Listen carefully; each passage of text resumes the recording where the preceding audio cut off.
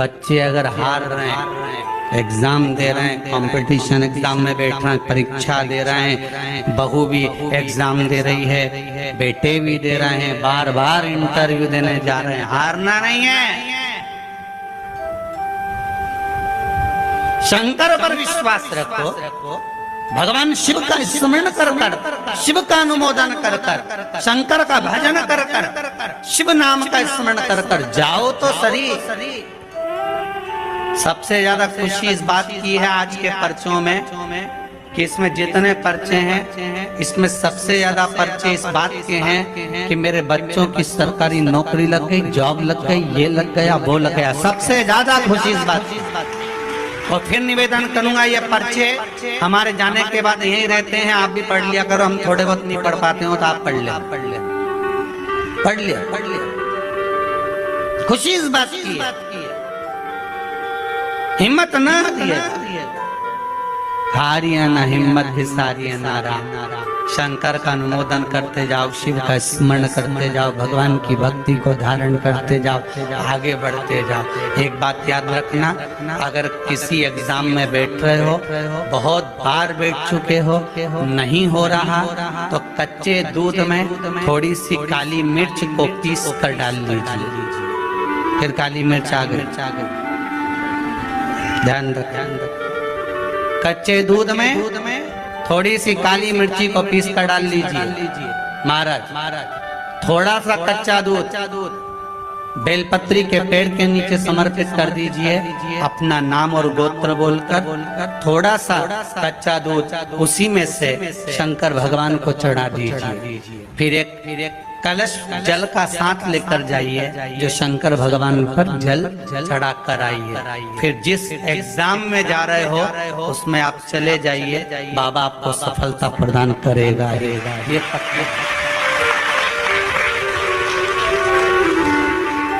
काली मिर्च शत्रुओं का नाश करती,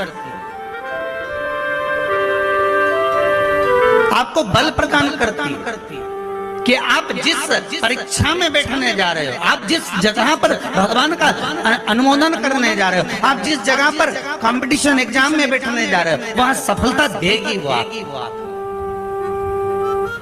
अगर कहीं भटक भी गए, हट भी गए, तो वो सफलता देगी।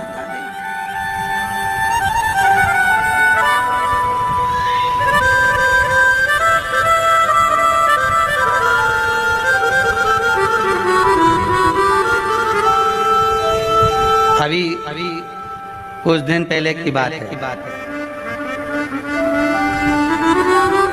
आगरा के अग्रवाल जी का बेटा, उनकी बहन ने फोन करा था कि गुरुजी से इतना बोल दो कि हमारा भाई वो कौन बनेगा, करोड़पति में जाना है, उसका नाम आना चाहिए और बिल्कुल बस पहुंच जाना चाहिए।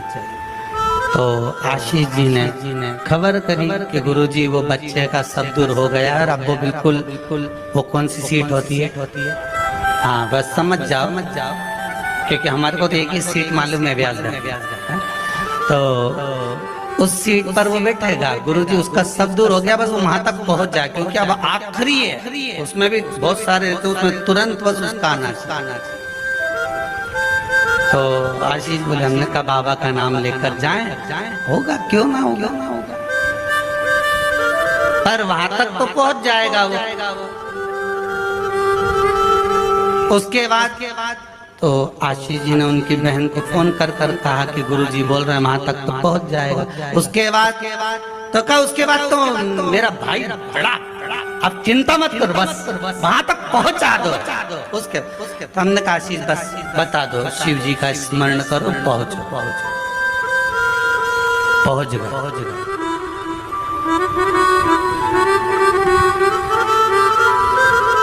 अब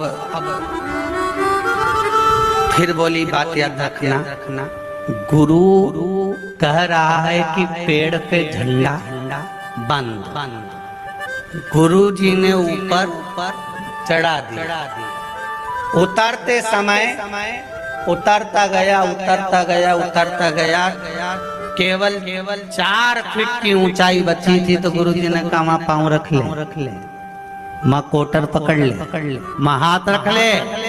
चेले को गुस्सा आ गया, बताओ मैं इतनी ऊपर से नीचे तक उतरा तो गुरुजी एक शब्द नहीं बोला और अपने आप को गुरु पद दिखाने लगे। नीचे उतरा तो गुस्से में लाल हो गए। गुरुजी ने पूछा बेटा आराम से उतर गया? हाँ गुरुजी, पर आपकी ये बात बहुत गलत लगी मुझे। कौन सी? मैं इतनी ऊपर से नीचे उतरा, आपने एक बार भी नहीं कहा कि वहाँ हाथ पकड़ लगी, वो कोटर पकड़ ले, वो डाली पकड़ ले, और केवल जरा सी दूरी बची थी। जब तो मैं ही उतर जाता तो आप बताने लगे कि कोटर पे पाँव रख लेना, डाली पकड़ लेना, नीचे उतर जा, आराम से देख के उतरना, संभल के उतरना। गुरुजी बोले भैया बात इतनी सी है, जब व्यक्ति मंजिल तक पहुँचता है और मंजिल से जब नीचे उतरता है तब उसको डर लगता है, भय लगता है, कैसे चढ़ूंगा कैसे उतरूंगा। जब मंजिल करीब में होती है, घर पास में होता है, तो गाड़ी की स्पीड भी तेज कर ली जाती है। अब तो 3 किलोमीटर बचा और मालूम पड़े वो 3 किलोमीटर के बीच में ही गाड़ी के सामने सुअर आ गया तो विचार करिएगा जरा, बहुत सोचने वाली बात है। पशुपति व्रत आप कर रहे हो, पशुपति व्रत आप धारण कर रहे हो, और निवेदन केवल इतना सा है कि आपकी स्पीड का ध्यान रखें, आपकी स्पीड का ध्यान रखिए। आप शंकर का भजन कर रहे हो, आप स्पीड का ध्यान रखिए। कहीं हमारे व्रत में, हमारी पूजन में, हमारे भगवान की भक्ति में कहीं अहंकार तो नहीं आ गया? वो स्पीड देखना पड़ेगी। अहंकार तो नहीं आ गया, अभिमान तो नहीं आ गया? हम भगवान की भक्ति में डूबने वाले हैं, भगवान मिलने वाला है, बिल्कुल सम्मुख में हमारा काम होने वाला है, पर हम क्यों नहीं पहुंच पा रहे? हम वहां तक क्यों? कई लोगों के साथ होता है, सामने थाली लग जाती है, भोजन करने की तैयारी होती है, थाली सरक जाती है, बिल्कुल होने वाला, बिल्कुल लग गया, अपना तो नाम ही है, और मालूम पड़े गायब। कहीं स्पीड तो तेज नहीं कर ली हमने अपनी गाड़ी की, कहीं अहंकार में तो नहीं डूब गए हम? इसका स्मरण रहे। अहंकार में 3 गए धन वैभव वंश, ना मानो तो देख लो रावण कौरव और कंस। एक जगह विचार करिए।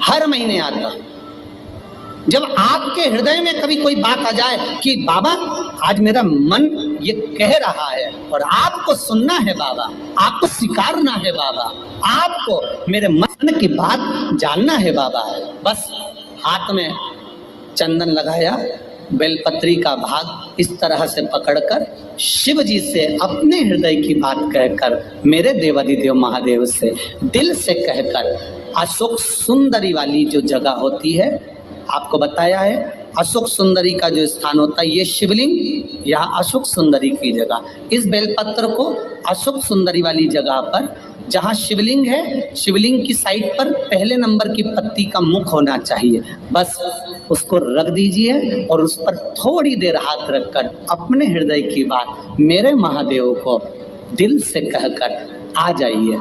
अगली सोमवार की अष्टमी या अगला प्रदोष या अगली शिवरात्रि जब आती है, मेरा महादेव आपकी मनोकामना का भाव पूर्ण करता है।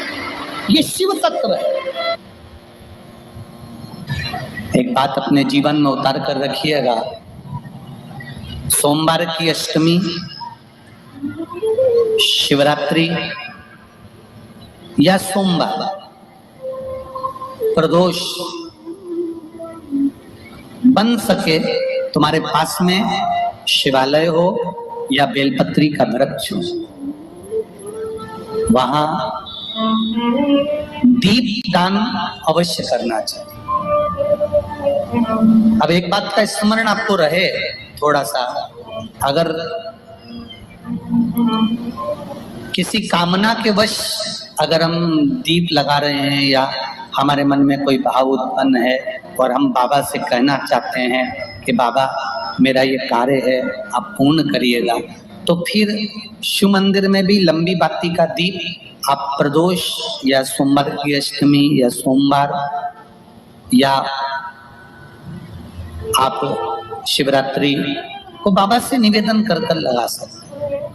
हाँ, विशेष जब कोई एक बहुत बड़ी बात हो और आपके कार्य में कहीं अटकल हो रही हो, तो एक ही दीप में दो बाती, शिव और शक्ति, लंबी बाती बनाई शिव और शक्ति के नाम से, दो बाती एक साथ एक दीप में भी लगा सकते। पर कब? जब विशेष कोई आपका कार्य हो और वो अटक रहा है, विशेष कोई कार्य, और आप बाबा से प्रार्थना कर रहे हो, तो दो बाती का भी प्रयोग आप कर सकते हो। ऐसे शिव तत्व। शंकर भगवान को धतूरा कब चढ़ाना चाहिए उसका विशेष ध्यान रखें। जैसे शिवरात्रि है, प्रदोष है, या सोमवार है, या कोई विशेष आपका उत्सव है, तो आप शिव जी को धतूरा चढ़ा सकते हैं। या विशेष कोई बीमारी ऐसी लग गई है या विशेष कोई तकलीफ ऐसी हो गई है जिसका निवारण नहीं हो रहा, तो आप धतूरा चढ़ा सकते। धतूरा चढ़ाने का भी एक क्रम है। हल्दी में भिगोकर धतूरा चढ़ाया जाता है लक्ष्मी के लिए। चंदन में भिगोकर धतूरा चढ़ाया जाता है आयु की वृद्धि के लिए। अबीर एक सफेद कलर का बॉर्डर होता है। अबीर गुलाल जो होती है, गुलाल में अबीर डलता है, चमकदार, आपने देखा होगा अबीर। तो अबीर में धतूरा जो डुबो कर चढ़ाया जाता है, अबीर को लगाकर चढ़ाया जाता है, वो रोग मुक्ति का होता है। काय के लिए होता है वो? रोग मुक्ति। ओम श्री शिवाय नमस्तुभ्यम, ओम श्री शिवाय नमस्तुभ्यम, रोग की मुक्ति। धतूरे का भी एक स्मरण होता है महाराज। बहुत भारी रोग है, बीमारी लग गई है, डॉक्टर अपना काम कर रहे हैं, घर का व्यक्ति बहुत बीमार हालत में पड़ा हुआ है, तो बेलपत्री के वृक्ष के नीचे भी शिवलिंग का निर्माण कर कर एक धतूरा समर्पित करा जाता है, जिससे रोग से मुक्ति होती है। उसमें ना तो हल्दी लगाई जाती है, ना चंदन लगाया जाता है, ना भीर लगाया जाता है, केवल धतूरा चढ़ाया जाता है। जिसके जीवन में हमेशा कांटे ही मिले हैं। बेटी बड़ी हुई तो घर में मायके में दुख देखा, और मायके से गई ससुराल में तो ससुराल में दुख देखा। ससुराल में भी दुख देखने के बाद में भी पति को बहुत कुछ काम खुलवाया, बहुत धंधे खुलवाए, नौकरी लगवाई, पर वो पति बार बार छोड़ कर आ गया, बार बार तकलीफ भोग रहा है, बार बार कष्ट भोग रहा है। फिर थोड़े दिन काम करता है, थोड़े दिन छूट जाता है, फिर व्यापार में बढ़ता है, फिर छूट जाता है, फिर कोई दुकान खुल गई, थोड़े दिन अच्छी चली, फिर वापस वहीं घर पर आकर बैठ गया। अर्थात उसके जीवन में वो शूलता चल रही है। तो बाबा देवाधिदेव महादेव कहते हैं, ये 3 घड़ी, 3 पल, 3 नक्षत्र, 3 समय, 3 दिन में जो शूल मुझे समर्पित करता है, उसके जीवन से मैं शूल हटा देता। वो 3 दिन लिखे स्कंद पुराण में।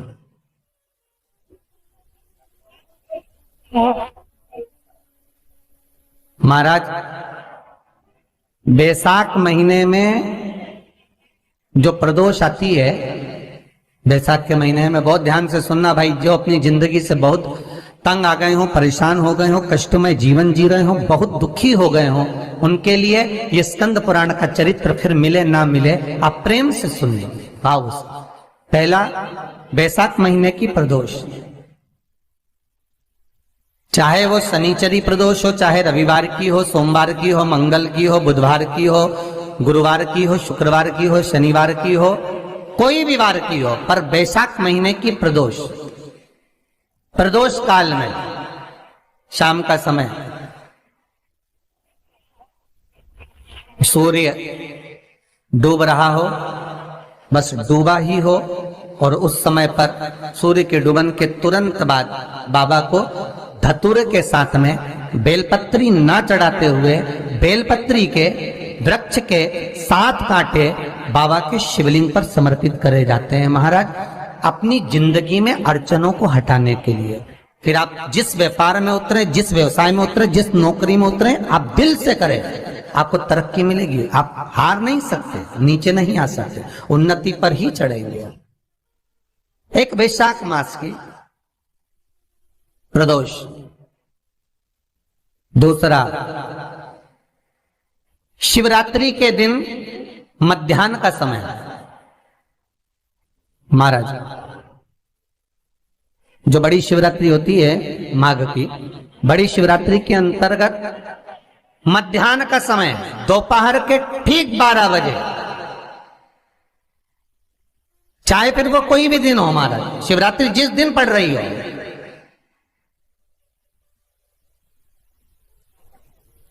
उस दिन भी धतूरे के साथ बाबा को 7 कांटे बेलपत्री के वृक्ष के समर्पित होते हैं महाराज। इसमें आप ये वाले जो कांटे हैं, जो शिवरात्रि के दोपहर 12 बजे वाले हैं, अगर कोई मदिरा पीने वाला हो, व्यसन में डूबने वाला हो, कोई जुआ खेलने वाला हो, कोई गलत वैश्यावृत्ति करने वाला, या अपने मार्ग से विचलित कोई व्यक्ति है, उसके लिए भी ये कांटे बहुत काम आते हैं महाराज। दूसरा, पार्वती तेरे द्वारा तेरे नयन अश्रु से जो प्रगटा हुआ बेल का वृक्ष है, द्वितीय शूल मैं वहां धारण करता, तृतीय शूल, तीसरा शूल जो वर्णन करा गया महाराज, भगवान श्रावण के महीने में जो भी दूसरा सोमवार पड़े, जो भी पड़े, श्रावण के महीने का जो दूसरा सोमवार होता है, उस दूसरे सोमवार में रात्रि के समय पर, अर्थात शास्त्र अब घड़ी और पल का स्मरण करेंगे तो रात्रि के बजेंगे 10 से 12 बजे, महाराज 10 से 12 के बीच में धतूरे के साथ बाबा को शूल समर्पित होता है महाराज। ये भी हमारी बाधाओं को, हमारी तकलीफों को, व्यापार व्यवसाय के लिए, नौकरी सर्विस के लिए, बहुत सारे एग्जाम में आप बैठ लिए, गवर्नमेंट एग्जाम के लिए बैठ लिए, नहीं हो रहा, ये 3 बार मेरे शंकर को बेलपत्री के वृक्ष के शूल समर्पित होते हैं, उसका आनंद पाना और उससे अपने को सुख प्राप्त करना।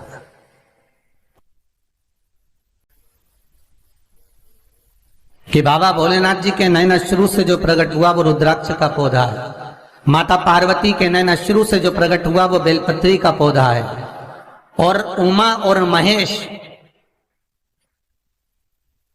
जिस महेश के वंशज है महेश्वरी, जिनकी 12 खाम प्रगटी है भगवान महेश के द्वारा,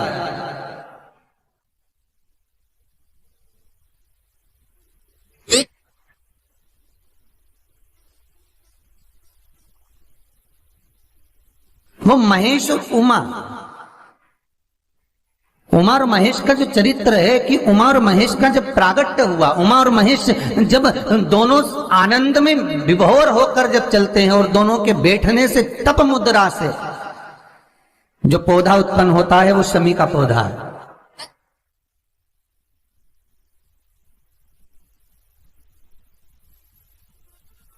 शमी का पौधा। तो एक बात ध्यान रखिए, शिव जी के द्वारा जो निर्मित हुआ उसमें कोई शूल नहीं है, उसमें कोई कांटे नहीं है। पार्वती के द्वारा जो निर्मित हुआ बेलपत्री का पौधा, उसमें कांटे हैं, और पार्वती के मिलन से भी जो उत्पन्न हुआ है शंकर के साथ में, उसमें भी कांटे हैं। शमी के पौधे में भी कांटे, शमी के वृक्ष में भी कांटे।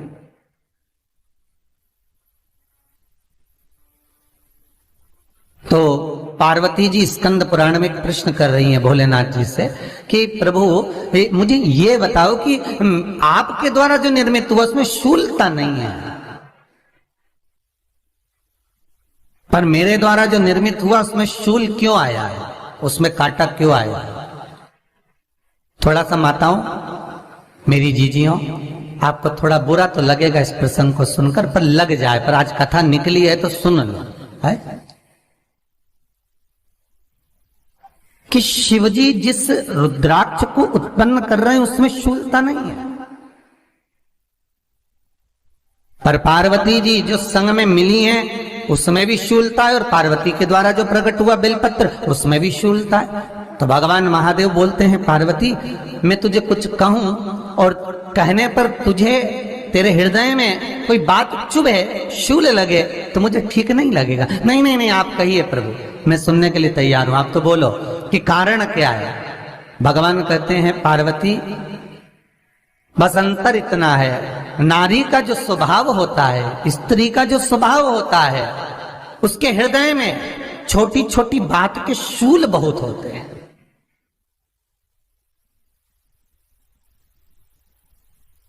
जेठानी ने ये कह दिया, देवरानी ने ये कह दिया, तुम्हारी मम्मी ये बोल दी, तुम्हारे पापा ने ये कह दिया, तुम्हारी बहनों ने ये कह दिया, तुम्हारे भाई ने ये कह दिया, तुम्हारे रिश्तेदार ने ये बोल दिया। ये नारी के भीतर ये शूलता रहती है। तो पार्वती जी बोली कि जितना तप आपने करा उतना तप मैंने करा, और जितनी साधना आपने करी उतनी साधना मैंने करी, और जितना आराधना दिल से आपने करी उतनी आराधना दिल से मैंने करी, फिर इसमें शूलता कहां से आ गई। भगवान शिव बोले, बस पार्वती बात इतनी सी है कि जब मैं आराधना करने बैठता हूं तो मेरी दृष्टि में सम्मुख में कुछ नहीं होता। जब मैं आराधना करने बैठता हूं तो मेरी दृष्टि में मेरे सम्मुख में कुछ नहीं होता कि कौन ने क्या करा है, कौन ने क्या बोला है, कौन क्या कर रहा है, उससे मुझे मतलब नहीं होता, उससे मुझे कोई मतलब नहीं। पर पार्वती जब तू आराधना करने भी बैठती है ना, तो तेरी चित्त वृत्ति में कहीं ना कहीं किसी ना किसी रूप में कोई शूल आ ही जाता है।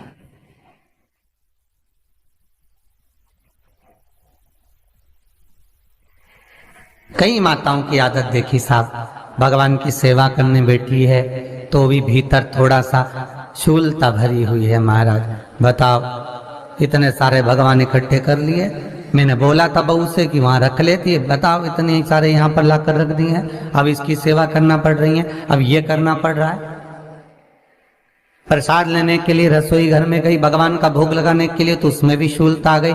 इतने घंटों से मैं सामान ढूंढ रही, फ्रिज में मिल ही नहीं रहा, मैंने रख के गई थी, भगवान जाने कहाँ चले गए। भगवान को वस्त्र पहना रही है तो शूलता है। अलमारी का ड्रॉज खोला, इसमें मैंने सामान रखा था, ना जाने भगवान का श्रृंगार कहाँ चले गया, कौन ने हाथ लगाया, फिर शूलता आ गई। भोजन करने बैठे तो शूलता है, कोई कार्य के लिए जा रहे हो तो शूलता है।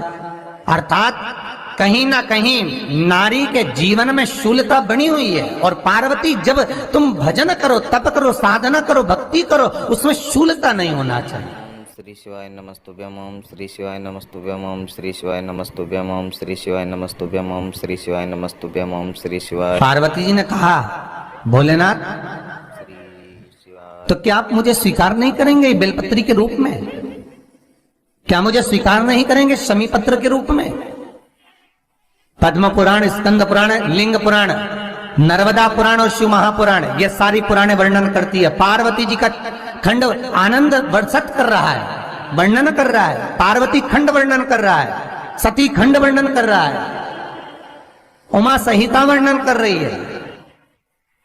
क्या आप मेरा ये बेलपत्र का स्वरूप आप धारण नहीं करेंगे? इसमें शूलता, इसलिए भगवान कहते हैं नहीं नहीं, धारण तो करूंगा, वो केवल शिवरात्रि के दिन करने का होता है। शिवरात्रि का प्रसंग कहता है, अपने मन की अभिलाषा रखकर तुम्हें जो चाहिए प्रकार। आप लोगों ने भी पढ़ाई करी होगी, हमने भी करी। ऐसा रहता, उसमें नोक रहती है या पेंसिल उसमें भर देते हैं और उससे ऐसा पेज घुमा घुमा के उसको कस देते, वो ऐसा रखते हैं। कॉपी पर ऐसा रखा जाता, फिर उसको ऐसा घुमाते, घुमाते कि नहीं घुमाते? अरे बोलो तो, सबने करा है ना ऐसा, घुमाए, वो घुमाते एक जैसा गोला बन जाता, बिंदु, और जो नोक होती है ना वहाँ चुभी रहती है और वो एक ही जगह